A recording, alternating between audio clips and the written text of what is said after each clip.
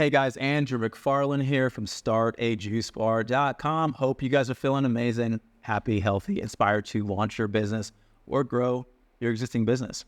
Today, I'm talking about why your menu is so important. And I know that you guys know it's important, but there are dimensions to your menu that you don't realize are extremely important. And I'm going to outline them here just so you understand how to think about those things and how to approach it and all that. So before we dive in, if you guys don't know who I am or what we do, over the last decade, myself and our company has had the pleasure of running our own juice concepts, helping hundreds and hundreds of people all over the world launch and scale juice bars, smoothie bars, acai bowl businesses, all the above. All the information on this channel is coming from this wealth of experience. Now, let's dive in, okay? So you know your menu is important. Everybody knows your menu is important. I know you know, but do you know how important, and do you know the ways that your menu is going to impact your business fully? Probably not, which is why I'm going to tell you.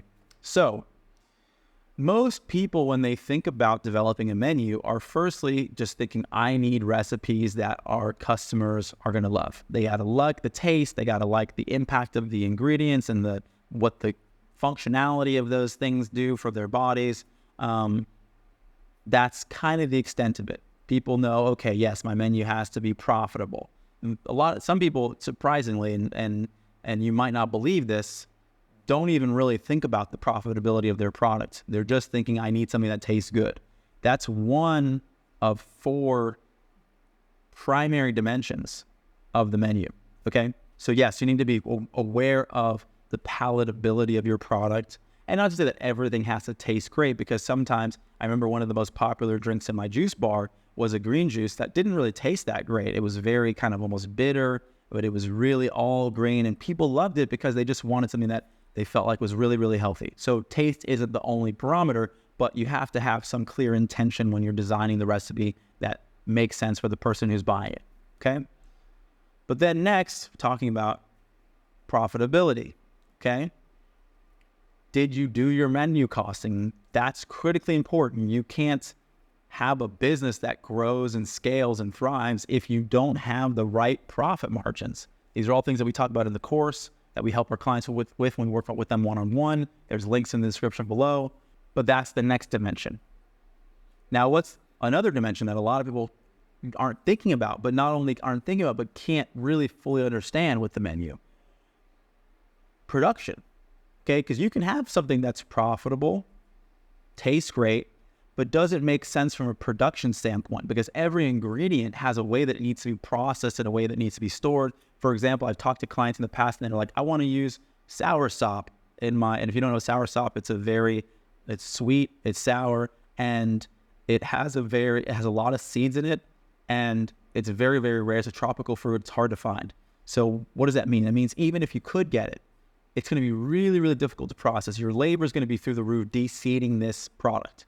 That's just one example, but every ingredient has this kind of personality in the way that it has to be managed, the way that it has to be produced. Washed, for example, like if you take spinach versus kale, spinach, generally, if you're getting it from farmers, it's going to be very dirty and harder to clean. It likes to hold dirt versus, let's say, something like kale, much easier to clean, much more robust as well, has a longer shelf life. Spinach tends to wilt pretty easily. These are just small nuances that I'm giving you guys when it comes to developing a menu that if you haven't worked in production, you haven't created these things from a business level, it's really hard to understand. And these are just one of many, many, many examples when you're developing a menu. What is the other quality that you have to think about when it comes to menus? It is inventory and purchasing, okay? Because vendors have minimums. They have wholesale minimums. You can't just buy one apple from a wholesale vendor, minimum 40 pounds, but that's one ingredient of your entire menu. And so when you're developing a menu, if you don't really understand what the impact is in terms of usage, how are you turning your inventory over? Do you have enough space to store all these ingredients? What's the shelf life? Then it gets, like I said, a bit more complex than just having recipes that taste good. Everything in your menu is interrelated. It's a intricate web of coherence to make sure you have a great menu, not just these individual recipes. And I know when I was getting started, I was thinking about my menu from a more individualistic standpoint. I was like, okay, this recipe is great. But I wasn't thinking, how does this recipe relate to this recipe and relate to storage and relate to purchasing and relate to profitability and all the things that need to be there, right? How does it relate to training my staff? Because the more kinds of ways that recipes come together, they have to memorize things, it's going to make it more complicated for them. So these are some of the primary elements. There are more, but developing a menu is an art and it's also a science. It's an art from the creative dimension of creating things that people are interested in. It's a science because you have to be very meticulous and methodical in the production dimension, the administrative dimension of what does it mean to actually produce that menu.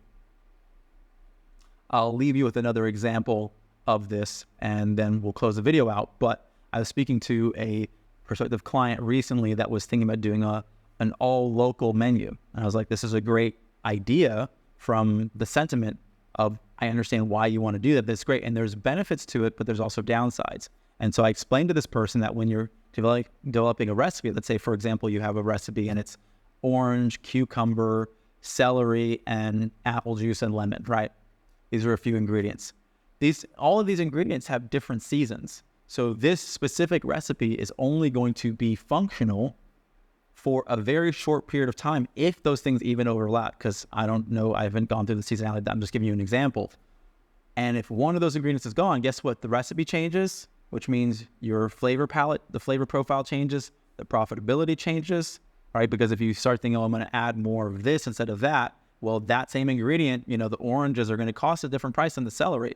So it is extremely dynamic, which is why when you see people do this and take this approach, they either don't know their costing or the recipes are very, very simple, 2 or 3 ingredients at most. It's apple and lemon, apple, lemon, ginger, right?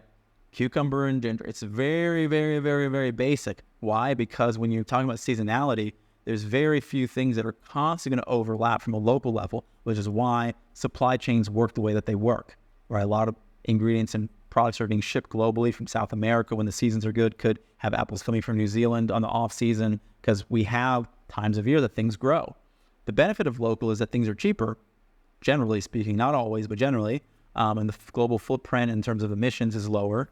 But from a complexity standpoint, this is quite the undertaking. You would have to have, in some situations, you might need 50 to 100 recipes just to have a menu consistently where you've got enough things at that small period of time where you can have 10 juices on rotation. You have to have a lot of options and you're going to be rotating things quickly, a lot of staff training. And so needless to say, it can be done, but it's very, very, very complicated.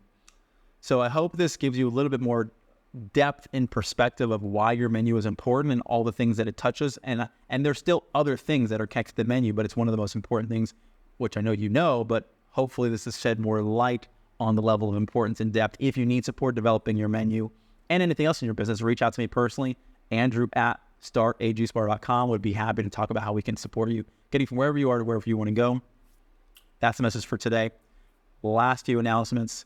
If you're not listening to our podcast, we got a podcast. It's called the Juice Bar Experts Podcast. It's on Spotify. It's on iTunes. Easy to find. Follow us on Instagram. We have exclusive content, exclusive giveaways. We've given away access to our course. We've given away access to business plans. You name it. We've probably given it away. Check us there at Instagram. StartAJuiceBar. Easy to find. That's it. Hope you guys are happy. Hope you're healthy. Sending my love. I'll see you in the next video. Take care. Hope you guys have been enjoying the video content.